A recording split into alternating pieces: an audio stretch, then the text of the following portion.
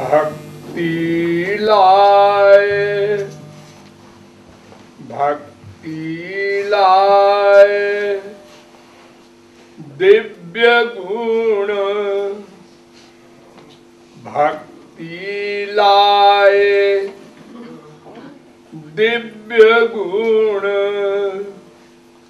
Govind Radhe.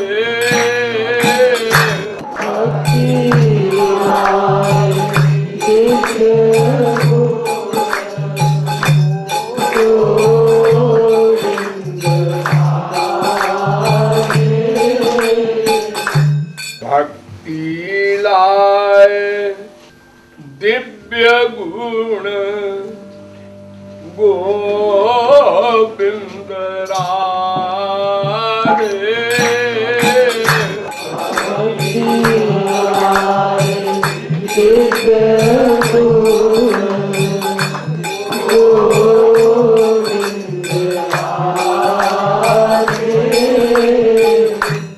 Mic अवगुण दूर भगावे,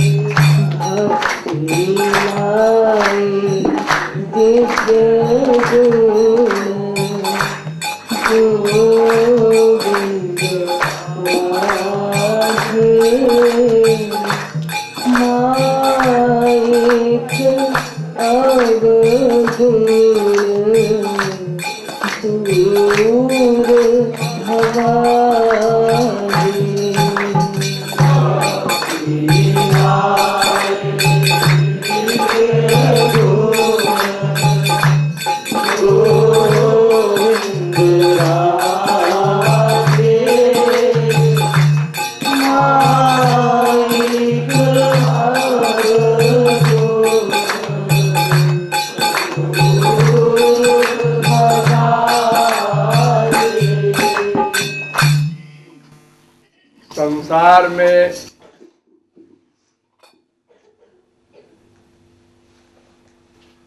बड़े बड़े बुद्धिमान, बड़े बड़े पॉलिटिशियन, बड़े बड़े वैज्ञानिक,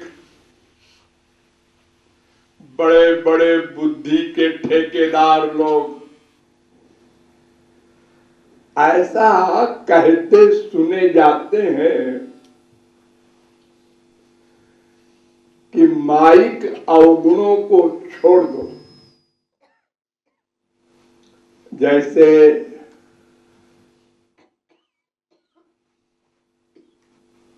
अच्छा कैरेक्टर वाला बनो, अनाचार, दुराचार, भ्रष्टाचार, पापाचार से बचो।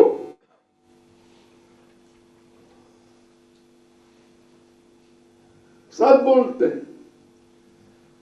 आप लोग दर्जा 1 में जब पढ़ते थे तभी से ये पढ़ते आ रहे हैं, साच बरोबर तप नहीं, झूठ बरोबर पाप।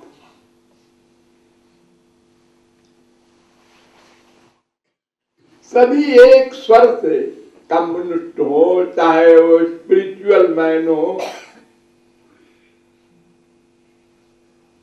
अनाचार, दुराचार, भ्रष्टाचार के सब खिलाफ बड़े बड़े कानून हर देश में बने हैं, पुलिस है, मिलिट्री है, कोर्ट बने हैं दंड देने के लिए। लेकिन ये लोग कुछ बताते नहीं कि कैसे बने। अच्छे बनो, बुरे न बनो, किसी को कष्ट मत दो, चोरी न करो, डकैती न करो, मर्डर न करो। कैसे करे? बस करो। अरे कैसे करें बताओ ना। हमको लोभ है, हमको पैसा चाहिए, उसके लिए हम ये सब पाप करते हैं।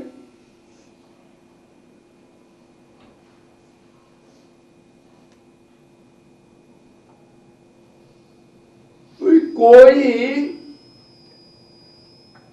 इस रहस्य को नहीं जान सका कि इन सब दोषों की जननी है माया। वो हमारे ऊपर हावी है, जिससे हम अपने स्वरूप को भूले हुए हैं। हम आत्मा है ये भूल गए और हमने ये समझ लिया है कि संसार से सुख मिल जाएगा, शांति मिल जाएगी, हैप्पीनेस, पीस। ये भ्रम है। तो फिर संसार इकट्ठा करने का, बढ़ाने का हम लोभ बढ़ाते हैं, उसके लिए अनेक प्रकार के पाप करते हैं।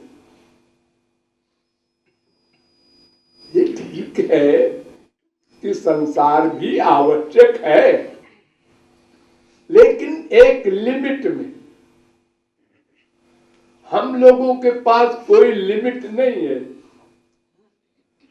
छोटा सा बच्चा 100 रुपए पाता है, खुश हो जाता है। और बड़े हुए 100 रुपए से क्या होता है, 1000 मिला आज, खुश हो गया। और बड़ा हुआ, 1000 2000 से क्या होता है आजकल, 1,00,000 मिला। इस प्रकार करते करते कहीं एंड नहीं है। मुकेश अंबानी हो गया, बिल गेट्स हो गया, फिर भी एंड नहीं। अरे सुरपति स्वर्ग सम्राट भी ब्रह्मा का पद चाहता है। ये बीमारी वहां तक है। तो लिमिट में संसार आवश्यक है। अरे भाई, खाना नहीं मिलेगा, कपड़ा नहीं मिलेगा, एक कमरा नहीं मिलेगा तो आदमी कैसे रहेगा, शांति सुख कैसे पाएगा, स्पिरिचुअल साइड में भी नहीं बढ़ सकता। लेकिन अनलिमिटेड रोग अशांति का कारण बन जाता है। तो अगर हम अपने को आत्मा समझ ले, मान ले, रियलाइज करें, तो आत्मा का सुख तो परमात्मा से ही मिलेगा। ये बात भी मानना पड़ेगा। संसार में सुख हुआ आत्मा वाला है ही नहीं, क्योंकि आत्मा दिव्य है, संसार मटेरियल है। तो स्पिरिचुअल आत्मा को स्पिरिचुअल हैप्पीनेस चाहिए, दिव्य सुख चाहिए। तो वो दिव्य सुख दिव्य भगवान से मिलेगा। और ये जो सत्य, अहिंसा, सदाचार आदि दिव्य गुण हैं, ये भगवान से मिलेंगे, सोचने से नहीं मिलेगा। मैं आज से मैं ऐसा करूंगा, कुछ नहीं करोगे, फेल हो जाओगे। बड़े बड़े फेल हो गए। विल पावर से काम नहीं बनेगा, स्पिरिचुअल पावर से काम बनेगा।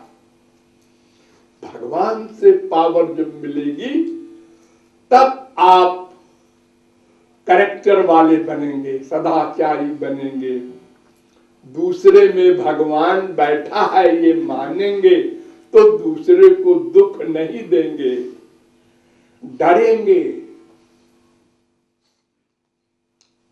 जब समझ लेंगे कि संसार का कोई भी सुख आत्मा को सुखी नहीं कर सकता, तो फिर ब्रेक लग जाएगा। बस भाई 2 रोटी मिल रहा है, बस ठीक है, आगे मरना नहीं है हमको। तो ये स्पिरिचुअल गुण, सदाचार आदि का सोचने से नहीं आएगा, लेक्चर देने से नहीं आएगा, ये भगवान की भक्ति से आएगा। यानी जब भगवान की भक्ति करेंगे तो उनसे पावर मिलेगी, अंतःकरण शुद्ध होगा, ये मशीन ठीक होगी भीतर वाली, तब फिर हमारा कैरेक्टर बढ़िया बनेगा, नेचुरल। देखो, अगर कोई गंगा जल को शीशी में रखे और फिर शीशी खोलकर आचमन ले तो गंगा जल मिलेगा। अगर कोई यूरिन को शीशी में बंद कर दे और गंगा जी में डुबोए रहे 2 दिन 4 दिन और फिर पैकिंग खोलकर उसका आचमन ले तो यूरिन मिलेगी, उसमें गंगा जल का एकत्व हुआ ही नहीं। तो हमारा मन गंदा है, ये जब भगवान में मिलेगा तब शुद्ध होगा। हमारे यहाँ भागवत में बड़ा सुंदर निरूपण है कि 23 तान नघानि पूयन्ते तपोदान व्रतादिभि ना धर्मजम तद्हृदयम तदपि सांघ्रि सेवया। 6:2-17 भागवत कहती है कि भगवान की भक्ति से अंतःकरण शुद्ध होगा, तब हम पाप की प्रवृत्ति से बचेंगे। और अगर केवल पाप का प्रायश्चित करेंगे तो उससे फिर पाप करने की प्रवृत्ति बनी रहेगी। देखो, बड़े बड़े चोरों को, डकैतों को सजा होती है 2 साल 4 साल 10 साल 20 साल, तो जेल में ही प्लानिंग करते हैं, अच्छा आपकी निकलेंगे तो हम उसको मर्डर कर देंगे, आपकी निकलेंगे तो उसको हम वहीं पर प्लानिंग हो जाती है अगले अपराध की, क्योंकि अंतःकरण तो शुद्ध नहीं हो रहा है। उसको दंड मिला तो दंड मिलने से ये हुआ कि तुमने जो पिछले अपराध किए थे वो 10 साल जेल में रहे, वो समाप्त मान लिया गया, फिर करेगा, और करते हैं। तो इसलिए बिना भगवान की भक्ति के अंतःकरण की मशीन शुद्ध नहीं होगी, इसलिए वो दुराचार बंद ही नहीं होगा। टेम्परेरी रिलीफ की बात अलग है, वो तो सभी का हो रहा है।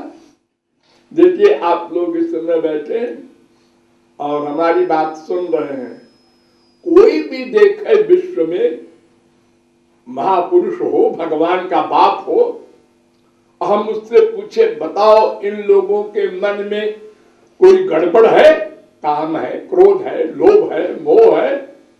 कहे नहीं, कुछ नहीं है, इस समय सब बिल्कुल बढ़िया है।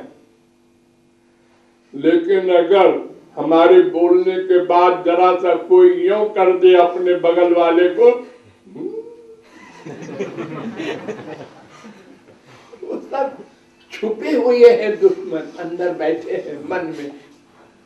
वो जरा सा एटमॉस्फेयर मिला, बलवान होकर के प्रकट हो गए। तो बिना अंतःकरण की शुद्धि के ये सब दोष जाने वाले नहीं। बड़ा सुंदर निरूपण भागवत में किया है, यस्यास्ति भक्तिर् भगवत्य किंचना स सर्वैर्गुणैस्तत्र समासते सुरा हरा व भक्तस्य कुतो महद्गुणा मनोरथेना सति धावतो बहि 5, 18, 12 जिस मन में भगवान की भक्ति है उसी में दिव्य गुण आएंगे। धीरे धीरे जैसे जैसे भक्ति बढ़ेगी वैसे वैसे दिव्य गुण आएंगे और अवगुण जाएंगे। अविस्मृति कृष्ण पदारविंदयो क्षिणोत्यभद्राणि समं तनोति च। 12-54 भागवत। भक्ति की लिमिट के अनुसार माइक अवगुण जाएंगे। तो भक्ति में ये कमाल है, मन का प्रेम भगवान में हो, ये भक्ति। बहिरंग भक्ति से नहीं जाएंगे अवगुण। पाठ कर लिया, पूजा कर लिया, जप कर लिया, चारों धाम की मार्चिंग कर लिया, ये फिजिकल बातों से भक्ति नहीं मानी जाती। मन का अटैचमेंट हो भगवान में, उनका स्मरण, अविस्मृति, भगवान का विस्मरण न हो तो वो भगवान के गुण हैं, सदाचार जो है, और ये माया के गुण हैं जो गड़बड़ कर रहे हैं, जिनको अवगुण कहते हैं हम लोग। तो भगवान के गुण भगवान से मिलेंगे। अभी तो हम माया की भक्ति कर रहे हैं तो माया के गुण माने अवगुण मिल रहे हैं। तो भक्ति करने से हमारे गुण भी आएंगे ईश्वरीय, और माइक अवगुण भी जाएंगे। भक्ति दोनों काम करती है, ये आशय है।